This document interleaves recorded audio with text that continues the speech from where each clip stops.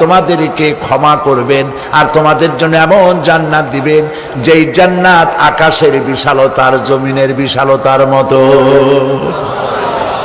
এই বিরাট জান্নাত তোমাদেরকে দিবেন।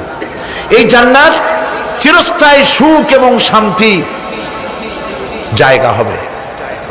মাসালুল জান্নাতিল্লাতী উইদাল মুত্তাকুন ফিহা আনহারুম মিন মাইন গায়রি আসিনিন ওয়া আনহারুম মিন লাবানিন লাম ইয়াতাগায়্যার তা'আমুহু।